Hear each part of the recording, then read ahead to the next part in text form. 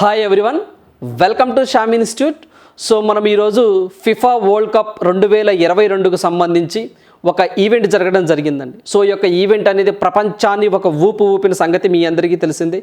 So దానికి సంబంధించి మనము కాంపిటేటివ్ ఎగ్జామ్ దృష్ట్యా రేపు రాబోయే ప్రిలిమినరీ మెయిన్స్ ఎగ్జామ్ను దృష్టిలో పెట్టుకొని ఎటువంటి క్వశ్చన్స్ రావచ్చు అని చెప్పేసి దీని గురించి డిస్కస్ చేద్దాం.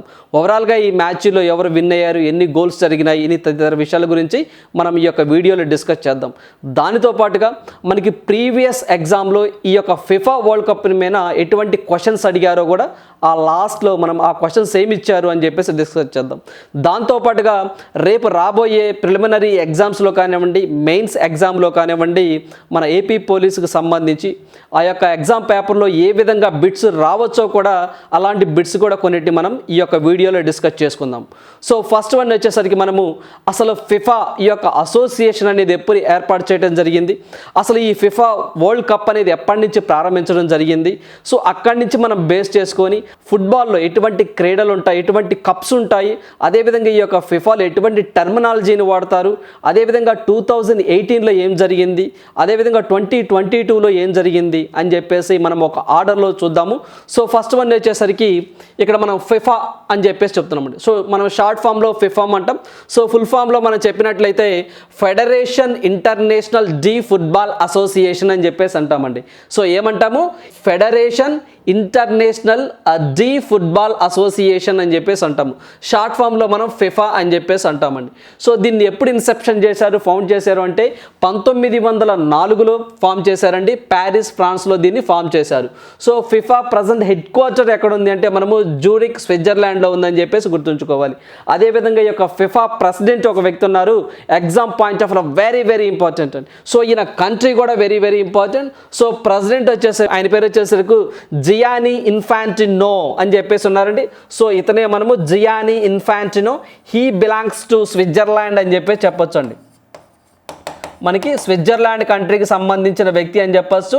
అట్ ద టైం ఇటాలియన్ అని కూడా చెప్పొచ్చు అండి. అంటే జనరల్గా ఇతనికి 2 సిటిజన్షిప్స్ ఉన్నాయండి. సరే పుట్టింది మాత్రం ఇతను స్విట్జర్లాండ్లోనే, ఇటలీకి సంబంధించి పౌరసత్వం కూడా ఉందండి. సో ఇతను వచ్చేసరికి స్విస్ ఇటాలియన్ అని చెప్పేసి మనం గుర్తుంచుకోవాలి. At the same time first president of FIFA, దీన్ని కూడా మనం ఎక్స్పెక్ట్ చేయొచ్చు. స్టాటిక్ పార్ట్లో ఫస్ట్ ప్రెసిడెంట్గా ఎవరున్నారు అంటే మనకి రాబర్ట్ గురిన్ అనే వ్యక్తి అండి. సో ఇక్కడ మనం పిక్లో కూడా చూడొచ్చు. సో రాబర్ట్ గురిన్ అనే వ్యక్తి ఉన్నారు. ఇతను ఫ్రాన్స్ కంట్రీకి సంబంధించిన వ్యక్తి అని చెప్పేసి మనం గుర్తుంచుకోవాలండి. So this is the basic points of the FIFA. So మనం ఫిఫా అంటే అబ్రివేషన్ చూసాము, అసలు ఫిఫా ఎప్పుడు ఫామ్ అయిందో చూసాము, ఫిఫా హెడ్ క్వార్టర్ చూసాము, ఫిఫా ప్రజెంట్ ప్రెసిడెంట్ చూసాము, ఫిఫా ఫస్ట్ ప్రెసిడెంట్ ఎవరో చూసాము, దాంతోపాటుగా వాళ్ళ కంట్రీస్ కూడా ఏంటో కూడా చూసాము. సో నెక్స్ట్ వన్ చూసినట్లయితే దేనికి సంబంధించి అసలు ఈ యొక్క ఫిఫా వరల్డ్ కప్ ఎప్పుడు ప్రారంభమైందో ఒకసారి చూద్దామండి. ఇది 1930లో, అంటే ఫిఫా మాత్రం 1900 ఇక్కడ మనం చూసినట్లే 1904లో ఫామ్ అయిందండి. బట్ అఫీషియల్ మనకి ఏదైతే వరల్డ్ కప్ జరిగిందో అది 1930లో స్టార్ట్ అయిందండి. ఇది ఒక 1930 నుంచి వరల్డ్ కప్ స్టార్ట్ అయింది. ఫస్ట్ ఈ టైటిల్ని ఎవరు విన్ అయ్యారు అంటే ఉరుగ్వే వాళ్ళు విన్ అయ్యారు. సో మ్యాచ్ ఎక్కడ జరిగిందంటే ఉరుగ్వేలోనే జరిగిందండి. Very very important. సో మనకి విన్నర్ ఎవరు అంటే ఉరుగ్వే అని చెప్పేసి చెప్పాలి. ఎక్కడ జరిగింది అంటే ఉరుగ్వేలోనే జరిగిందండి. సో ఎవరు ఓడిపోయారు, వెరీ వెరీ ఇంపార్టెంట్ అండి. సో అర్జెంటైనా ఓడిపోయిందండి ఆ టైంలో. సో అర్జెంటైనా అనేది ఓడిపోయింది ఎట్ దట్ టైం 1930లో. వెరీ వెరీ ఇంపార్టెంట్ అండి. సో మనం ఇంకా 2020కి రాలేదండి, మనం ఎప్పుడు ఎట్ ద టైమ్ ఆఫ్ 1930లో ఉన్నాం. సో అప్పుడు ఎవరు గెలిచారు అంటే ఫస్ట్ మ్యాచ్ కాబట్టి ఉరుగ్వే గెలిచింది, ఉరుగ్వేలోనే జరిగింది, అర్జెంటైనా ఓడిపోయిందనే విషయం మనం గుర్తుంచుకోవాలి. సో ఆ తర్వాత అసలు మోస్ట్ ఫిఫా వరల్డ్ కప్ని ఏ కంట్రీస్ వాళ్ళు ఎక్కువగా విన్ అయ్యారు అని చెప్పేసి ఎగ్జామ్ పాయింట్ ఆఫ్ వ్యూ అడగడానికి ఉంటుంది. సో మనకి ఫస్ట్ ఎక్కువగా బ్రెజిల్ అండి 5 టైమ్స్ విన్ అయింది. ఆ తర్వాత జర్మనీ అనేది 4 టైమ్స్ విన్ అయింది. ఆ తర్వాత ఇటలీ అనేది అంటే 4th టైటిల్ అంటే 4 టైమ్స్ వీళ్ళు విన్ అయ్యారు అని చెప్పి చెప్తున్నారు. అదేవిధంగా మనం బ్రెజిల్ అనేది 5 టైమ్స్ విన్ అయ్యాం కాబట్టి ఖచ్చితంగా ఆ యొక్క ఇయర్స్ కూడా మనం గుర్తుంచుకుంటే ఎగ్జామ్ పాయింట్ ఆఫ్ వ్యూలో ఎందుకైనా బాగుంటుందండి. సో మనకి 5 టైమ్స్ విన్నర్గా ఉన్నారు కాబట్టి వీళ్ళు 1958లో ఒకసారి అయ్యారు. అట్ ద సేమ్ టైం 1962లో అయ్యారు, 1970లో ఒకసారి విన్ అయ్యారు, 1994లో విన్ అయ్యారు, అదేవిధంగా 2002లో కూడా ఒకసారి విన్ అయ్యారండి. సో 1 2 3 4 5 వెరీ వెరీ ఇంపార్టెంట్, ఎందుకంటే ఫస్ట్ టైం కాబట్టి ఎక్కువ టైటిల్స్ విన్ అయ్యారు కాబట్టి ఖచ్చితంగా మనం ఇయర్స్ గుర్తుంచుకోవాల్సిందే. సో 1958, 1962, 1970, 1994, 2002లో వీళ్ళు మొత్తం 5 టైమ్స్ విన్ అయ్యారని చెప్పేసి గుర్తుంచుకోవాలి. ఫస్ట్ బ్రెజిల్, తర్వాత జర్మనీ, తర్వాత ఇటలీ అని చెప్పేసి టాప్ 3గా ఉన్నాయని చెప్పేసి మనం గుర్తుంచుకోవాలి. అదేవిధంగా ఇంకా చూసినట్లయితే మనం ఈ ఫిఫా గురించి సో మనకి అసలు అప్కమింగ్ ఇంకెక్కడ జరగబోతుంది అంటే ఈ సంవత్సరం ఎక్కడ జరిగింది అంటే మనకి ఖతార్ దేశంలో జరిగిందండి. సో ఒక అరబ్ దేశం ఫస్ట్ టైం అనేది మనకి ఖతార్గా జరగడం జరిగింది 2022లో. నెక్స్ట్ ఎక్కడ జరగబోతుందని కూడా మనం ఖచ్చితంగా గుర్తుంచుకోవాలండి. ఇది 4 ఇయర్స్కి ఒకసారి జరుగుతూ ఉంటుంది ఈ మ్యాచ్. సో ఇప్పుడు 2022లో జరిగింది కాబట్టి నెక్స్ట్ 2026లో జరగబోతుంది. అది మెన్స్కి సంబంధించి ఒక 3 దేశాలు సంయుక్తంగా దీన్ని నిర్వహిస్తున్నాయనే పాయింట్ కూడా మనం గుర్తుంచుకోవాలి. సో ఆ కంట్రీస్ అంటే ఒకసారి చూసినట్లయితే Canada, Mexico, USA. Canada, Mexico, USA అని ఈ యొక్క 3 కంట్రీస్ సంయుక్తంగా 2026లో ఈ యొక్క ఫిఫా అనే వరల్డ్ కప్ని మెన్ వరల్డ్ కప్ని నిర్వహిస్తున్నాయి అని చెప్పేసి మనం గుర్తుంచుకోవాలి మన కాంపిటేటివ్ ఎగ్జామ్ దృష్ట్యా.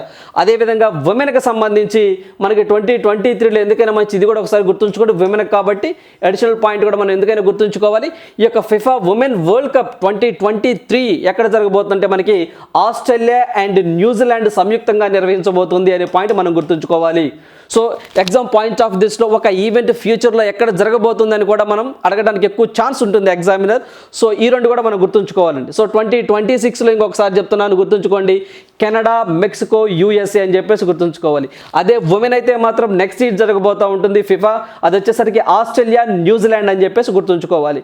అదేవిధంగా ఇంకా దీని గురించి మనం చూసినట్లయితే సో మనకి ఏంటి ప్రజెంట్ మనము బేసిక్స్ తెలుసుకున్నామండి ఇప్పుడు దాకా. అంటే అసలు ఫిఫా ఎప్పటి నుంచి వచ్చింది ఏంటి అని చెప్పేసి మనం ఓవరాల్గా ఇక్కడ తెలుసుకున్నాము. ఫిఫా అంటే ఏంటి, దాని ప్రెసిడెంట్ ఎవరు, దీని గురించి తెలుసుకున్నాము.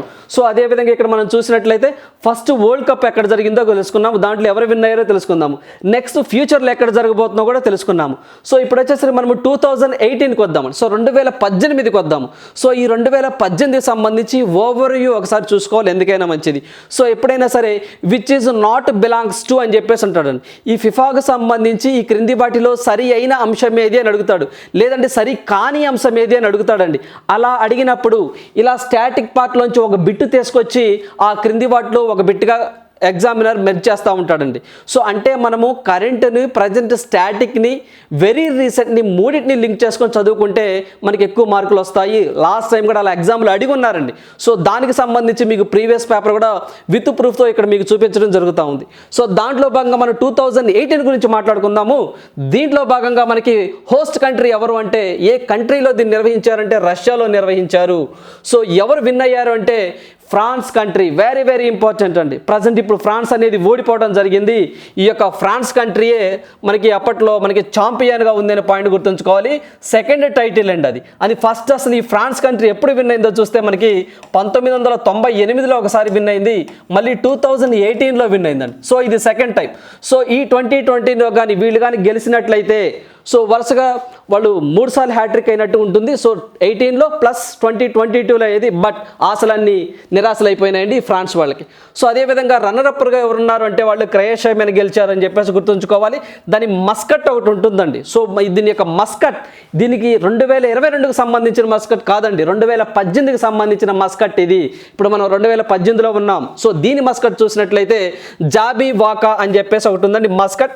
సో మీకు సింబల్కి మస్కట్కి తేడా ఉంటుందండి. సో సింబల్ అనేది ఒకేసారి ఉంటుందండి, పర్మనెంట్గా ఉంటుంది సింబల్. బట్ మస్కట్ అనేది మ్యాచ్కి ఆ ఉన్న ప్రదేశాన్ని బట్టి మారిపోతూ ఉంటుందన్నమాట. అక్కడ ఉన్న భౌగోళిక పరిస్థితులను బట్టి ఏదో ఒక జంతువుకు కానివ్వండి, అక్కడ ఎక్స్టెన్షన్ అయిపోతున్నటువంటి ఒక యానిమల్ కానివ్వండి, అక్కడ ఏదైనా ఒక స్పెషాలిటీ ఉన్నట్టు వస్తువుకు కానీ అలాంటి థింగ్స్కి కానీ జనరల్గా మస్కట్గా పెట్టుకుంటారు. సో మస్కట్కి సింబల్కి తేడా తెలిసి ఉండాలి. మస్కట్ అనేది ఇట్ ఇస్ టెంపరీ, సో మారిపోతూ ఉంటుంది మ్యాచ్లను బట్టి మస్కట్. బట్ సింబల్ అనేది ఎప్పుడు కాన్స్టెంట్గానే ఉంటుంది. సో దాని యొక్క మస్కట్ ఏంటో మనం చూసాము. సో టాప్ స్కోరర్ మనం చూస్తున్నాము అంటే మనము క్యాన్ అని చెప్పేసి మనకి 6 గోల్స్ కొట్టారండి ఇంగ్లాండ్కి సంబంధించిన వ్యక్తి. సో బెస్ట్ ప్లేయర్ అంటే ఓవరాల్గా మ్యాచ్ మొత్తానికి బాగా ఆడిన వ్యక్తి మనకి బెస్ట్ ప్లేయర్ అని చెప్పేసి ఇస్తాము. సో అది చూసినట్లయితే మనకి మోడ్రిక్ అని చెప్పేసి క్రొయేషియా కంట్రీకి సంబంధించిన అని చెప్పేసి ఇద్దరిని గుర్తుంచుకోవాలి, ఎందుకైనా మంచిది. సో అదేవిధంగా చూసినట్లయితే 2018కి సంబంధించింది అది. దీని తర్వాత మనము ఎందుకైనా మంచిది చూసినట్లయితే అసలు ఫుట్బాల్ ఫ్యాక్ట్స్ గురించి తెలుసుకుందామండి. అసలు ఈ ఫుట్బాల్స్లో ఎంతమంది ప్లేయర్స్ ఉంటారు అని తెలుసుకున్నట్లయితే 11 మంది ప్లేయర్స్ ఉంటారండి. అటొక 11 మంది, ఇటొక 11, అది మొత్తం ప్లేయర్స్ 11 మంది ఉంటారు అని చెప్పేసి మనం గుర్తుంచుకోవాలి. అదేవిధంగా కొంత ఇంపార్టెంట్ టెర్మినాలజీ గుర్తుంచుకోవాలండి. కొన్ని ఎగ్జామ్ పాయింట్ ఆఫ్ వ్యూలో ఈ క్రింది వాటిలో ఫుట్బాల్ ఆటకు సంబంధించిన ఆ పదం ఏంటి అని అడుగుతాడండి. లేకపోతే ఈ పదం ఏ ఆటకు సంబంధించింది అని కూడా ఎగ్జామ్లో అడగడానికి ఆస్కారం ఉంటుంది. లాస్ట్ టైంలో మీకు ఇక్కడ ఉన్న టర్మ్స్ ఏవైతే ఉన్నాయో అవి ఎక్కువగా రిపీట్ అవుతూ ఉన్నవి. అవి మనం చూసుకుంటే గోల్ అని చెప్పేసి, కిక్ అని చెప్పేసి, పెనాల్టీ కిక్ అని చెప్పేసి, పంటర్ అని చెప్పేసి, డిఫెండర్ అని చెప్పేసి, డ్రిబుల్ అని చెప్పేసి ఉంటుందండి. సో ఇన్ జనరల్గా కూడా దీనికి ప్రతి ఏంటి, మళ్ళీ డ్రిబుల్ అంటే ఏంటి, డిఫెండర్ అంటే ఏంటి, ఇంత డెప్త్ అవసరం లేదులే. కానీ మనకి పెనాల్టీ, షూట్ అవుట్ మాత్రం ఖచ్చితంగా తెలుసుకోవాలండి. మనకి షూట్ అవుట్ అని చెప్పేసి ఒకటి ఉంటుందండి. షూట్ అవుట్ అని చెప్పేసి మనకి బాగా వార్తల్లోకి వచ్చింది. మనం ఈ షూట్ అవుట్ ఏంటో ఒకసారి చూద్దాము. అంటే షూట్ అవుట్లో మనకి ఏంటంటే మ్యాచ్ అర్జెంటీనాకి అండ్ ఫ్రాన్స్కి టై అయిందండి. సో 3-3 వచ్చింది. అంటే 3-3 అంటే గోల్స్ అనేది అంటే సరి సమానంగా వచ్చినాయండి, మ్యాచ్లు ఈక్వల్గా వచ్చినాయి. సో మనం క్రికెట్ భాషలో చెప్పాలంటే డ్రా అని చెప్తాను, చూసారా. సో డ్రా అయింది. తర్వాత మళ్ళీ ఎక్స్ట్రా టైం ఇస్తారండి. సో ఎక్స్ట్రా టైం ఇచ్చినప్పుడు మళ్ళీ వాళ్ళు ప్రూవ్ చేసుకోవాలి. దాన్నే మనము షూట్ అవుట్ అని చెప్పేసి అంటాము. ఈ షూట్అవుట్లో ఫస్ట్ సెషన్లో మాత్రం మళ్ళీ ఈక్వల్గా వచ్చారండి. సో మళ్ళీ డ్రా అయింది మ్యాచ్. మళ్ళీ సెకండ్ ఇచ్చారండి, మళ్ళీ సెకండ్ టైం కూడా ఇచ్చారు. సో అప్పుడు మాత్రము 4-2తో అండి. సో 4-2తో అంటే వీళ్ళు ఏంటంటే 4 గోల్స్ చేశారు. ఎవరైతే అర్జెంటీనా ఉన్నారో వాళ్ళు 4 చేశారు, ఫ్రాన్స్ వాళ్ళు 2 చేశారండి. సో దాంతో అర్జెంటీనా విన్ అయిందని చెప్పేసి గుర్తుంచుకోవచ్చు. అట్లా మొత్తం మ్యాక్సిమం 3 టైస్ ఇస్తారండి. మనకి 3 షూట్ అవుట్స్ ఇస్తారనే పాయింట్ కూడా గుర్తుంచుకోవాలి. మ్యాక్సిమం 3 మాత్రమే ఇస్తారు. సో ఫస్ట్ సెషన్లో ఈక్వల్గా వచ్చారు, సెకండ్ షూట్అవుట్లో మాత్రం అర్జెంటీనా ఎక్కువ గోల్స్ కొట్టడం వల్ల అర్జెంటీనా విన్ అయిందని చెప్పేసి గుర్తుంచుకోవాలి. సో ఈ షూట్అవుట్ ఒకటి గుర్తుంచుకోండి సరిపోతుంది. సో ఈ ఓవరాల్గా మీరు గుర్తుంచుకోండి సరిపోతుందండి. సో ఒకప్పుడు ఎక్కువగా అడుగుతూ ఉండేవారు, ఇప్పుడైతే ట్రెండ్ ఇది రావడం లేదు.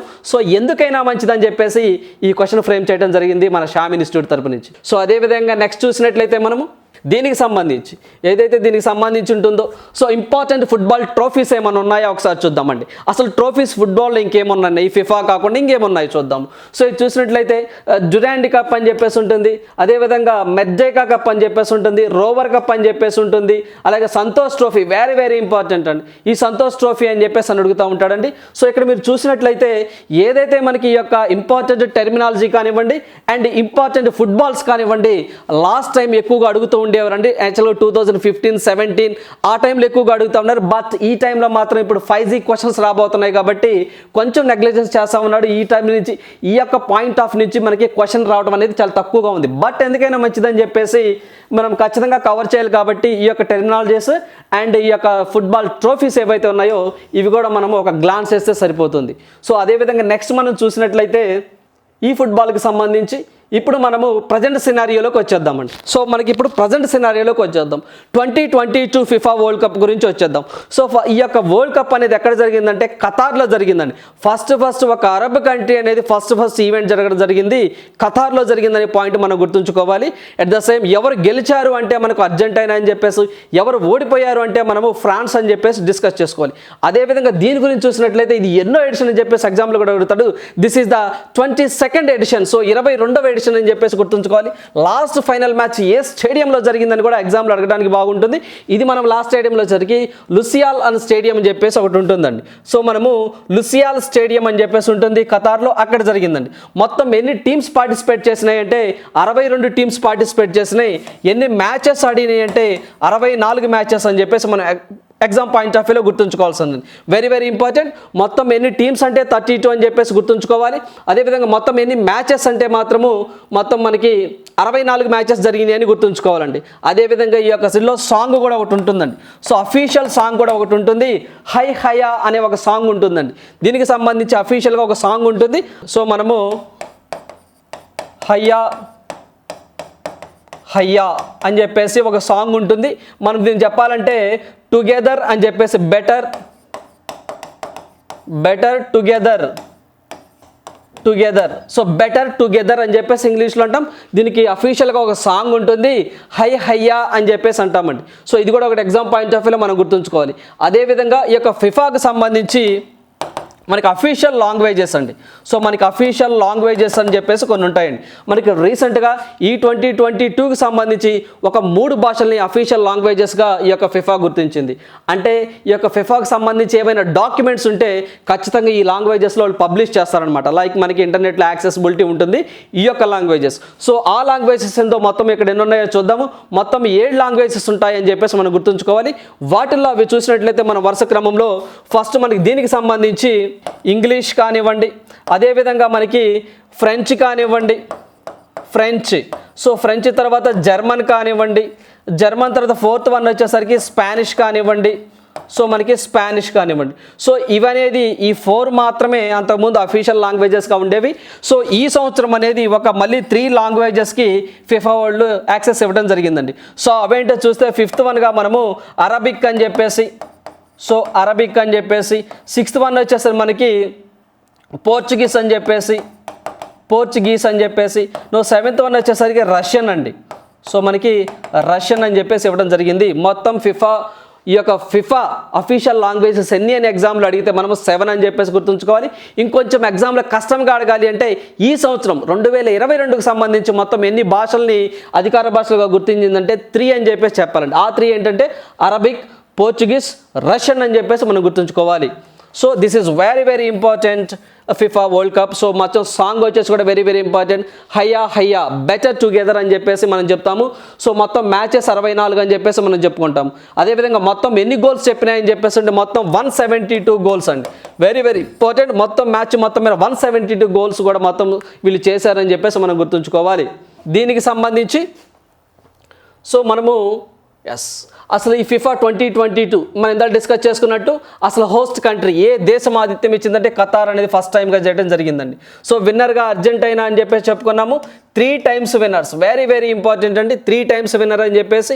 సో రన్నర్అప్గా ఫ్రాన్స్, 3rd ప్లేస్లో మనకి క్రొయేషియా వచ్చిందని చెప్పేసి గుర్తుంచుకోవాలండి. అదేవిధంగా ఈ 3 times అన్నావు కాబట్టి అర్జెంటీనా ఇంకెప్పుడు విన్ అయిందో కూడా ఒకసారి డిస్కస్ చేసుకోవాలి. దాని గురించి మనం చూసినట్లయితే ఈ యొక్క 3rd టైంలో ఏదైతే ఉంటుందో ఇది 1978లో ఒకసారి విన్ అయ్యారండి. అదేవిధంగా వీళ్ళు 1986లో ఒకసారి విన్ అయ్యారు. సో ఇప్పుడు వచ్చేసరికి మనకి 2022. సో 1978లో ఒకసారి విన్ అయ్యారు, 1986లో ఒకసారి విన్ అయ్యారు, సో 2002లో ఒకసారి విన్ అయ్యారు. లేటెస్ట్గా ఇది 3rd టైం అని చెప్పేసి మనం గుర్తుంచుకోవాలి. సో అర్జెంటీనా వాళ్ళు సో ఫస్ట్ టైం 1930లో వీళ్ళు ఉరుగ్వే మీద ఓడిపోయారు అని చెప్పేసి కూడా మనం డిస్కస్ చేసుకోవడం జరిగిందండి. సో మళ్ళీ అప్పటి తర్వాత మళ్ళీ వీళ్ళు ఇప్పుడు విన్ అయ్యారు అని చెప్పేసి చెప్తా ఉన్నారు. సో రన్నర్అప్గా ఫ్రాన్స్ ఉన్నారు అని చెప్పేసి మనం గుర్తుంచుకోవాలి. సో 3rd ప్లేస్లో మనకి క్రొయేషియా ఉన్నారండి. సో మరి తర్వాత దీనికి సంబంధించి బెస్ట్ ప్లేయర్స్ ఎవరు, వాళ్ళకి ఎటువంటి అవార్డ్స్ ఇచ్చారు దీన్ని ఒకసారి డిస్కస్ చేద్దాము.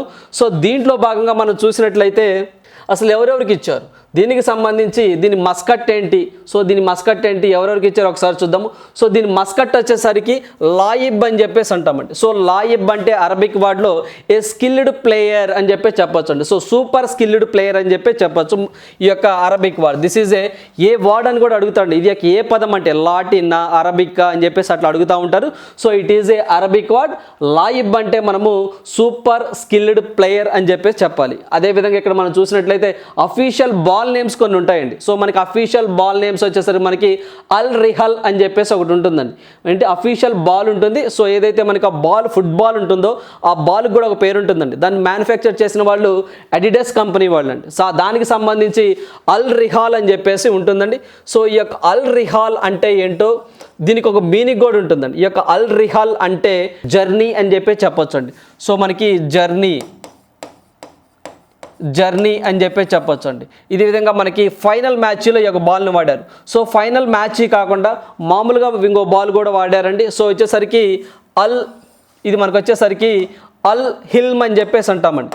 సో అల్ హిల్మ్ అని చెప్పేసి అంటాం. సో దీన్ని మనము డ్రీమ్ అని చెప్పేసి అంటామండి. So dream very important. So మనము డ్రీమ్ అని చెప్పేసి అంటాం. సో దీనికి సంబంధించి లాయిబ్ అనేది దీని మస్కట్గా ఉందని చెప్పేసి కూడా మనం గుర్తుంచుకోవాలి.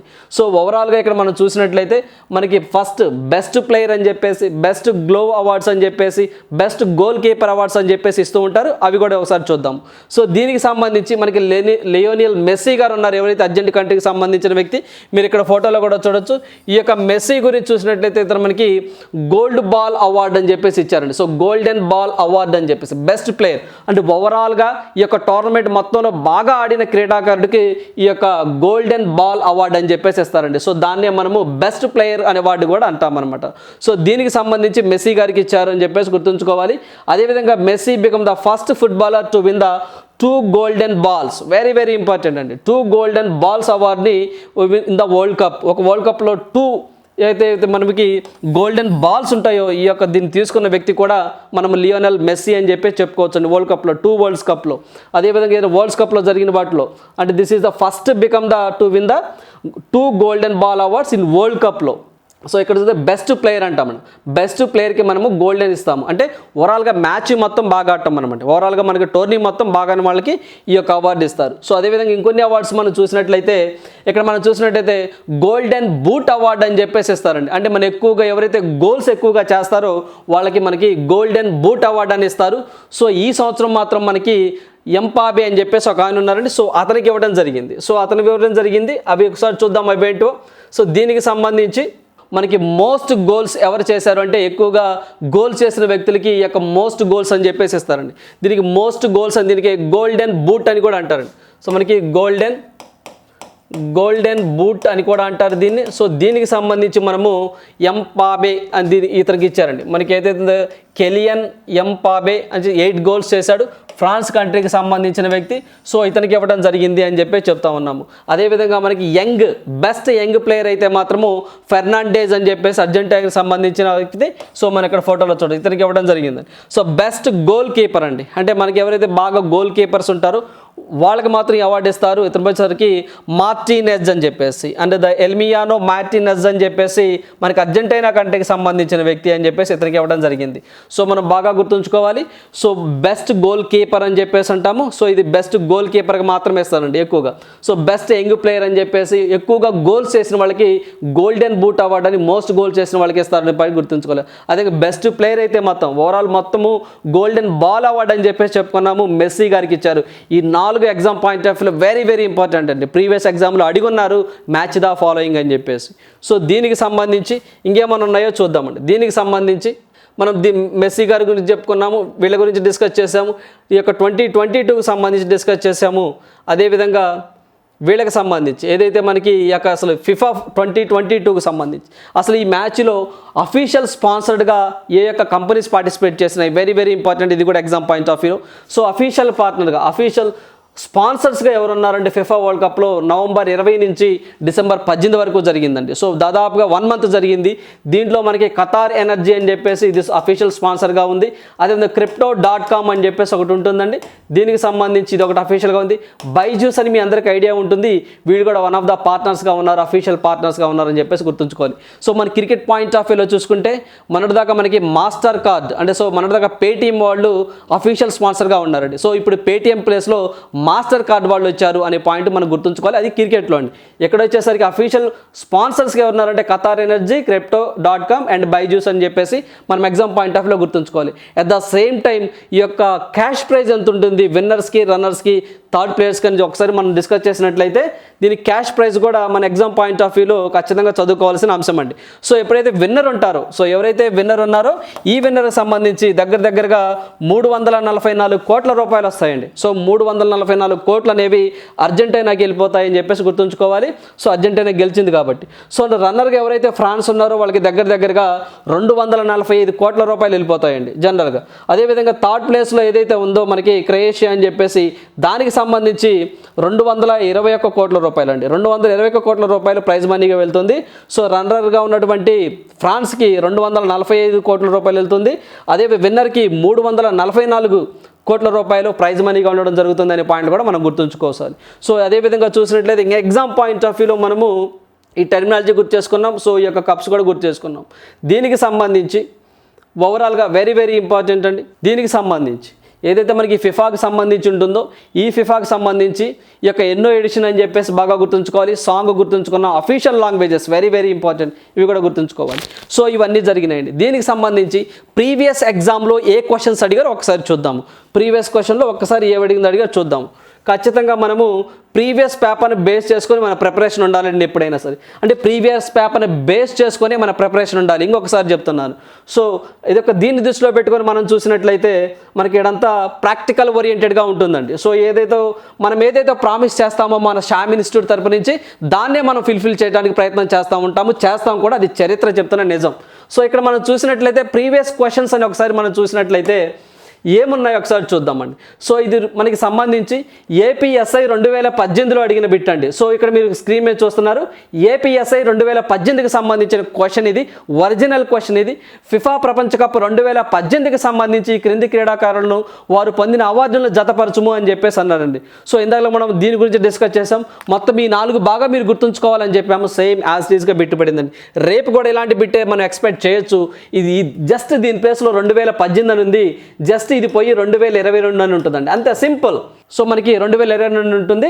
అవి ఖచ్చితంగా మనం చదువుకోవాల్సిందే. మనకి గోల్డెన్ బాల్ అవార్డు ఎవరికి ఇచ్చారని చెప్పేసి, గోల్డెన్ బూట్ అవార్డు ఎవరికి ఇచ్చారు, గోల్డెన్ బాల్ అనేది ఓవరాల్గా మ్యాచ్ మొత్తం ఎవరైతే బాగా పర్ఫామ్ చేస్తారో వాళ్ళకి ఇస్తారు. సో గోల్డెన్ బూట్ అని చెప్పేసి గోల్డెన్ గోల్ కీపర్కి ఇస్తారండి. సో గోల్డెన్ బూట్ వచ్చేసరికి మనకి ఎవరైతే బాగా గోల్స్ చేస్తారో వాళ్ళకి ఇస్తూ ఉంటారు. సో యంగ్ ప్లేయర్ అని చెప్పేసి చెప్తున్నాను. సో దీనికి ఆన్సర్ వచ్చేసరికి 4th వన్ అవుతుంది. సో ఆ టైంలో ఇది 2018 అండి. 2018కి సంబంధించి మనము ఏకి ఆప్షన్ 4 అని చెప్పేసి మెడ్రిచ్ అని చెప్పేసి చెప్పొచ్చు. సో అదేవిధంగా గోల్డెన్ బూట్ అయితే హ్యారీ కేన్ అని చెప్పొచ్చు. అదేవిధంగా గోల్డెన్ గ్లోవ్ వచ్చేసరికి మనకి కోర్టివస్ అని చెప్పేసి చెప్పొచ్చు. యంగ్ ప్లేయర్ అయితే మాత్రం మనము కెలియన్ ఎంబసే అని చెప్పేసి ఇతనని చెప్పేసి చెప్పొచ్చు. లాస్ట్ టైం ఇది అడుగున్నారు. సో మనకి రేపు బిట్ ఎక్స్పెక్ట్ ఎలా చేయొచ్చు అంటే ఈ ప్లేస్లో 2018 కాకుండా 2022 ఉంటుంది అనే పాయింట్ మనం గుర్తుంచుకోవాలి. ఇదొక క్వశ్చన్స్ టైప్ అండి. సో నెక్స్ట్ వన్ చూద్దాము. సో ఇది చూసినట్లయితే మనకు తెలంగాణ స్టేట్కి సంబంధించి ఎస్ఐ 2016లో అడిగారండి. సో 2016లో అడిగారు. ఫిఫా ప్రపంచ కప్కు సంబంధించిన ఈ క్రింది వాక్యాలను జతపరచండి అన్నాడండి. సో కింద వాక్యాలను జతపరచండి అంటే సరైన వ్యాఖ్యానాలు ఏవి అని అడుగుతున్నారు. సో ఇక ఫిఫా ప్రపంచ కప్ 2014ను బ్రెజిల్ గెలుచుకుంది అని చెప్పేసి అంటున్నారు. So this is wrong. అదేవిధంగా ఫిఫా బెలాడీ వోర్ 2015 అవార్డును ప్రపంచ అత్యుత్తమ ఆటగాడిగా లియోనెల్ మెస్సీ గెలుపొందాడు. This is correct. So FIFA ప్రపంచ కప్ 2018 రష్యాలో జరుగుతుంది అని చెప్పేసి చెప్తా ఉన్నారు. సో మనం ఆల్రెడీ చెప్పుకున్నాము దీని గురించి. నెక్స్ట్ ఫిఫా ప్రపంచ కప్ 2022 అర్జెంటీనాలో జరపాలని నిర్ణయించారు. సో అది నిర్ణయించారండి. ఆ టైంలో నిర్ణయించారు అని చెప్పి చెప్తా ఉన్నారు. సో మనకి బీసీ మాత్రమే కరెక్ట్. సో 2022 ఎక్కడండి? మీ అందరికీ తెలిసిందే ఖతార్ అని చెప్పేసి గుర్తుంచుకోవాలి. ఈ 2014కి సంబంధించి సో మనకి బ్రెజిల్ గెలిచింది అన్నారు. నో అండి, నో. ఇది జర్మనీ గెలిచిందండి. సో మనకి జర్మనీ గెలిచింది. ఎవరి మీద గెలిచిందంటే అర్జెంటీనా మీద గెలిచింది అనే పాయింట్ మనం గుర్తుంచుకోవాలి. సో ఇక్కడ కరెక్ట్ ఆప్షన్ వచ్చేసరికి బి అండ్ సి అండి. సో మనకి బీసీ అనేవి కరెక్ట్గా ఉంటుంది. సో ఇదొక స్టైల్లో క్వశ్చన్ అడిగారని చెప్పేసి మనం గుర్తుంచుకోవాలి. At the same time next one చూసినట్లయితే 2014 ప్రపంచ పురుషుల ఫుట్బాల్ కప్ను గెలుచుకుంది ఎవరు అని అడుగుతా ఉన్నారు. సో మనం ఇందా డిస్కస్ చేసాము. సో జర్మనీ అని చెప్పేసి. ఈ క్వశ్చన్ వచ్చేసి మనకి టీఎస్పిఎస్ అండ్ తెలంగాణ స్టేట్కి సంబంధించి 2016లో అడగడం జరిగిందండి. So very very important. So ఇదొక స్టైల్గా ఉందని చెప్పేసి మనం గుర్తుంచుకోవాలి. సో అదేవిధంగా ఇక్కడ మనం చూసినట్లయితే 2015 ఫిఫా మహిళల ప్రపంచ కప్ను ఏ దేశం గెలుపొంది అన్నాడు. సో ఆ టైంలో న్యూజిలాండ్ విన్ అయింది అని చెప్పేసి మనం గుర్తుంచుకోవాలండి. సో సింపుల్గా అడగాలంటే ప్రిలిమినరీ పాయింట్ ఆఫ్ వ్యూలో సింపుల్గా ఒక సెంటెన్స్లో ఇలా ఇచ్చేస్తాడండి. సో మొత్తం సింపుల్గా అడగాలంటే జస్ట్ ఒక సెంటెన్స్లో ఇలా ఇచ్చేస్తాడు. సో ఇది కాదండి. మన ప్రిపరేషన్ అనేది ఎలా ఉండాలి అంటే మన ప్రిపరేషన్ అనేది ఇలా ఉండాలి. సో నువ్వు ఇలా ప్రిపేర్ అయితేనే నువ్వు ఎగ్జామ్లో ఏ బిట్ అడిగినా నువ్వు పెట్టగలుగుతావు మిత్రమా. అంతేగాని ఏదో ఇలా ప్రిపేర్ అయితే కాదు. సో నువ్వు ఇది ప్రిపేర్ అయ్యావంటే ఆటోమేటిక్గా నువ్వు ఇది ప్రిపేర్ అయినట్టే. ఇదే లెక్క. సో ఇవండి ఈరోజు ఫిఫాకి సంబంధించి.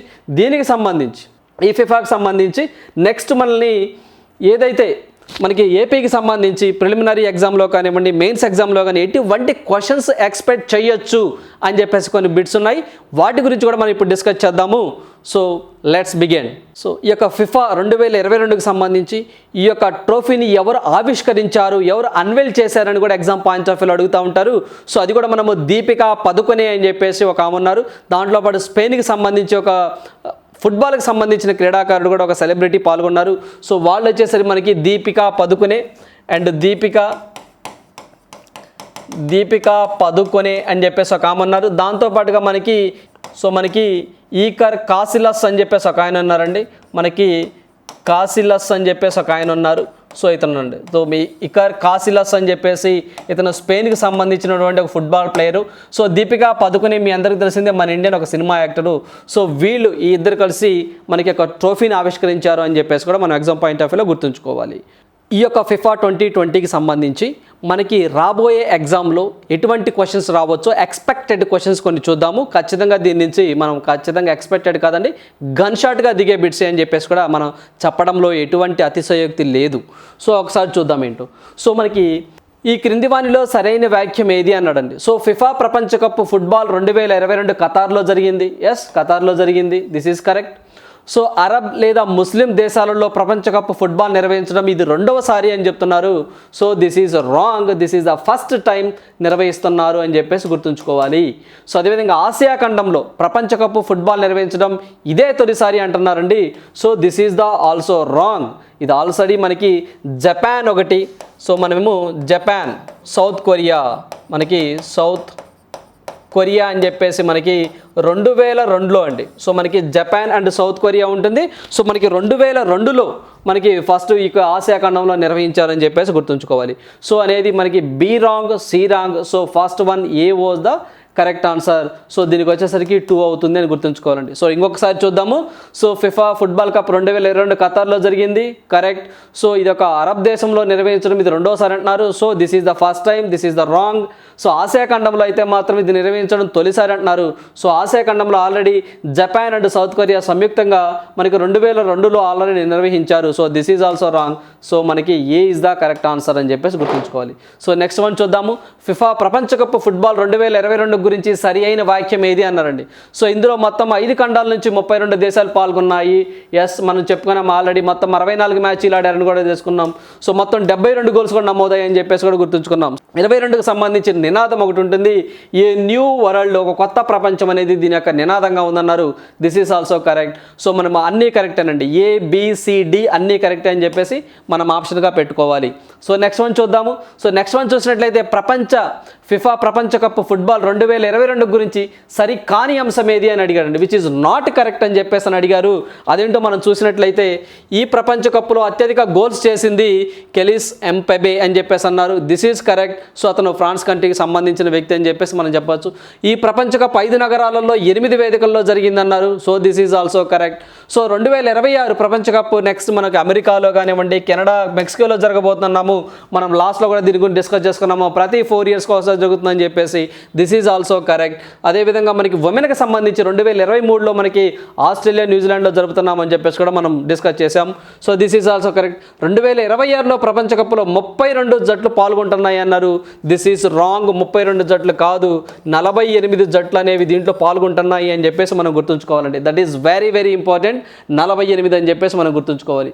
సో రాంగ్, సరి కాని అంశం ఏంటంటే డి మాత్రమే సరి కాదు. సో ఆ 4 is the 4th one. So next one చూద్దాము. సో నెక్స్ట్ వన్ చూసుకున్నట్లయితే ఫిఫా ప్రపంచ కప్ ఫుట్బాల్ 2022 గురించి సరి అయిన వాక్యం ఏది, విచ్ ఈజ్ ద కరెక్ట్ అని చెప్పేసి అడుగుతా ఉన్నారు.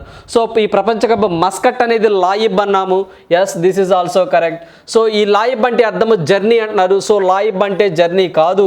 మనం లాయిబ్ అంటే మనం ఇందాక చెప్పుకున్నాము ఏ స్కిల్డ్ ప్లేయర్ అని చెప్పేసి మనం డిస్కస్ చేసుకున్నాము. This is the wrong. ఈ ప్రపంచ కప్ అధికారిక మ్యాచ్ బాలు అల్ రిహాల్ అని చెప్పేసి చెప్పుకున్నామండి. సో మనం అల్ రిహల్, సో అధికారిక మ్యాచ్ బాల్ పేరు వచ్చేసరికి అల్ రిహాల్ అని చెప్పి చెప్తున్నాము. అదేవిధంగా ఈ ప్రపంచ కప్ ఫైనల్ మ్యాచ్ బాల్ పేరు అండి, వెరీ వెరీ ఇంపార్టెంట్. ఆల్రెడీ మనం డిస్కస్ చేసాము. సో ఫైనల్గా ఒక బాల్తో ఆడారు. ఆ ఒక బాల్ పేరు అల్ హిల్మ్ అని చెప్పేసి. మామూలుగా అయితే మాత్రము ఫైనల్ కాకుండా మిగతా మ్యాచ్లో ఆడారు, దాని పేరు అల్ రిహ్లా అని చెప్పేసి గుర్తుంచుకోవాలి. ఈ యొక్క అల్ రిహ్లా అంటే జర్నీ అని చెప్పేసి మనం చెప్పుకున్నాము. అంటే ఏమన్నాడు, జర్నీ అని చెప్పేసి. ఆల్మ్ హిల్మ్ అంటే మనము డ్రీమ్ అని చెప్పేసి కూడా మనం డిస్కస్ చేసుకోవడం జరిగిందండి. So this is also correct. So మనకి ఏది కరెక్ట్ కాదు అంటే మనకి సరి అయిన వాక్యం ఏది అన్నాడు, ACD అని చెప్పేసి మనం పెట్టాలండి. మనం ACD మాత్రమే. సో నెక్స్ట్ వన్ చూద్దాము. సో ప్రపంచ కప్ ఫుట్బాల్ 2022లో అవార్డులను జతపరచండి అన్నారండి. సో ఇది ఇంతవరకు మనం డిస్కస్ చేసుకున్నాము. ఒక్కసారి మనం ప్రీవియస్ క్వశ్చన్ చూద్దాము, 2018 క్వశ్చన్ చూద్దాము. ఇక్కడ చూసినట్లయితే మనం చూసినట్లయితే మనల్ని ఏం అడిగారో చూడండి. ఒక్కసారి మనం ఇందాక డిస్కస్ చేసాము. క్వశ్చన్ స్టైల్ అండి. ఏపీఎస్ఐ 2018లో ఇది 2018కి సంబంధించింది అని చెప్పాను. రేపు ఖచ్చితంగా ఈ 2018 కాకుండా 2022 ఉంటుంది. ఖచ్చితంగా ఈ బిట్ మనం ఎక్స్పెక్ట్ చేయొచ్చు. సేమ్ ఈ సంవత్సరం 2022 సంబంధించే క్వశ్చన్ మనం చూడబోతున్నాం స్క్రీన్ మీద. ఈ ఒక్కసారి మనం చూసినట్లయితే ఇక్కడ ఈ స్క్రీన్ మీద చూడండి, ఉత్తమ యువ ఆటగాడు అని చెప్పేసి, ఉత్తమ ఫెయిర్ ప్లే ట్రోఫీ అని చెప్పేసి, గోల్డెన్ గ్లోవ్ అని చెప్పేసి, గోల్డెన్ బాల్ అవార్డు అని చెప్పేసి, గోల్డెన్ బూట్ అని చెప్పేసి, మనకి గోల్డెన్ బాల్ అయితే మాత్రం అంటే మ్యాచ్ మొత్తం ఓవరాల్గా టోర్నమెంట్లో బాగానే వాళ్ళకి లియోనల్ మెస్సీకి ఇచ్చారు అని చెప్పేసి గుర్తుంచుకోవాలి. ఈ గోల్డెన్ బూట్ అయితే మాత్రం ఎక్కువ గోల్స్ చేసినటువంటి కెలిన్ ఎంపెబే అని చెప్పేసి గుర్తుంచుకోవాలి. అదేవిధంగా మనకి ఉత్తమ ఫెయిర్ ప్లే ట్రోఫీ అని చెప్పేసి ఒకటి ఉంటుందండి. దానికి సంబంధించి మనకి ఉత్తమ ఫెయిర్ ప్లే ట్రోఫీ అని చెప్పేసి ఇంగ్లాండ్కి వెళ్ళిపోయింది. గోల్డెన్ గ్లోవ్ అవార్డు అని చెప్పేసి మనకి ఓవరాల్ ఎక్కువ గోల్ కీపర్కి ఇస్తూ ఉంటారండి. దీనికి సంబంధించి మనము మార్టినెజ్ అని చెప్పేసి డిస్కస్ చేసుకోవడం జరిగిందండి. సో ఇక ఉత్తమ యువ ఆటగాడిగా యంగ్ ప్లేయర్గా ఎవరు వచ్చారంటే మనము ఏంజో ఫెర్నాండేజ్ అని చెప్పేసి గుర్తుంచుకోవాలండి. సో ఈ యొక్క బిట్ రేపు మనం ఎక్స్పెక్ట్ చేయడానికి పాసిబిలిటీ ఎక్కువగా ఉంటుంది. ఒక్కసారి దీని గురించి 100% మనము డిస్కస్ చేశాము. సో ఖచ్చితంగా మీరు 1-2 సార్లు దీని గురించి చేయాల్సిందే. దీని నుంచి ఈ యొక్క ఫీల్డ్ నుంచి బిట్ రావడానికి ఎక్కువ స్కోప్ ఉంటుందని చెప్పేసి మనం అర్థం చేసుకోవాలి. సో నెక్స్ట్ వన్ చూద్దాము. ప్రపంచ కప్ ఫుట్బాల్ ఫైనల్ మ్యాచ్ గురించి సరికాని వాక్యం ఏంటి అని అడిగాడండి. సరికానిది ఏంటి అన్నాడు అంటే ఇక్కడ చూస్తే ఫైనల్ మ్యాచ్ డిసెంబర్ 18, 2022లో జరిగింది. Yes, correct. సో ఫైనల్ మ్యాచ్లు లోసాయి స్టేడియంలో జరిగింది. This is also correct. So ఇది వచ్చేసరికి సరికాని వాక్యం ఏంటి అన్నాడని. ఫైనల్కి అర్జెంటీనా చేరడం ఇది 6వసారి అని చెప్పి చెప్తా ఉన్నారు. సో ఫైనల్లో ఫ్రాన్స్ చేరడం ఇది 4వసారి అని చెప్పి చెప్తా ఉన్నారు. సో సరికాని వాక్యం ఏంటి అంటే ఏం లేవంటే సో మనకి సరైన వాక్యాలే అని చెప్పేసి చెప్పొచ్చు. సో అది కూడా మనం ఎగ్జామ్ పాయింట్ ఆఫ్ వ్యూలో గుర్తుంచుకోవాలి. సో నెక్స్ట్ వన్ చూద్దాము. ఈ క్రింది వారిని గమనించండి అన్నాడని. సో 4 సార్లు ప్రపంచ కప్ గెలిచిన ఇటలీ జట్టు గత 2 అయితే 2018, 2022 ప్రపంచ కప్పులకు అర్హత సాధించలేదు అన్నాడు. So this is correct. So ప్రపంచ కప్ ఫుట్బాల్ 1930లో ప్రారంభమవగా ఉరుగ్వే గెలిచిందని చెప్పేసి మనం స్టార్టింగ్లో తెలుసుకున్నామండి. సో ఉరుగ్వేలోనే జరిగిందని చెప్పేసి, ఏదైతే అర్జెంటీనా ఓడిపోయిందని చెప్పేసి కూడా మనం స్టార్టింగ్లో చెప్పుకున్నాం. So this is also correct. A B 2 కరెక్టే అని చెప్పేసి సరైనవని మనం టిక్ చేయాలండి. సో ఈ విధంగా ఉన్నాయండి ఎగ్జామ్కి సంబంధించి. సో అదేవిధంగా మనకి దీనికి సంబంధించి ఏదైతే ఫుట్బాల్ వాటి యొక్క నిక్ నేమ్స్ కూడా ఉంటాయండి. నెక్స్ట్ క్వశ్చన్ చూసినట్లయితే ఒక్కొక్క పేరులో ఒక్కొక్క దాంట్లో ఉంటుందండి. సో అర్జెంటీనాకి నిక్ నేమ్ ఏంటి అని చెప్పేసి, ఇటలీకి నిక్ నేమ్ ఏంటి అని చెప్పేసి, బ్రెజిల్ యొక్క నిక్ నేమ్ ఏంటి అని చెప్పేసి, ఫ్రాన్స్ నిక్ నేమ్ ఏంటి అని చెప్పేసి, ఇండియా టీంకి నిక్ నేమ్ ఏంటి అని చెప్పేసి ఎగ్జామ్లో అడగడానికి పాసిబిలిటీ ఎక్కువ ఉంటుంది. ఒకసారి చూద్దాము. సో అర్జెంటీనా అంటే మనం వైట్ అండ్ స్కై బ్లూ అని చెప్పేసి మనం పిలుస్తాము. This is the correct. So ఇటలీని సంబంధించి అజ్జూరి అని చెప్పేసి పిలుస్తాము. This is also correct. So మనము బ్రెజిల్ని మనము లిటిల్ కానరీ అని చెప్పేసి పిలుస్తాము. సో ఫ్రాన్స్ని మనము ది బ్లూస్ అని చెప్పేసి పిలుస్తాము. మనం ఇండియాని వచ్చేసరికి బ్లూ టైగర్స్ అని చెప్పేసి పిలుస్తామండి. Very very important. ఇది కూడా గుర్తుంచుకోండి ఎగ్జామ్ పాయింట్ ఆఫ్ వ్యూలో. So this is also correct. మనము ఏకి వచ్చేసరికి 1 ఉండాలి, బికి వచ్చేసరికి 2 ఉండాలి, 4th 1 అవుతుందండి. సో 1, 2, 3, 4 ఈ అనేది లాస్ట్లో ఉండాలి. సో మనకి 4th 1 is the correct answer అని చెప్పేసి గుర్తుంచుకోవాలండి. సో ఇన్ జనరల్ కూడా మనం ఇక్కడ గుర్తుంచుకోవాల్సింది గెలిచింది అర్జెంటీనా కాబట్టి, ఓడిపోయింది ఫ్రాన్స్ కాబట్టి ఈ 2 గుర్తుంచుకోవాలి. మెయిన్గా ఇవి గుర్తుంచుకోండి అంటే మ్యాచ్ ద ఫాలోయింగ్ అన్నీ గుర్తుంచుకోవాలి.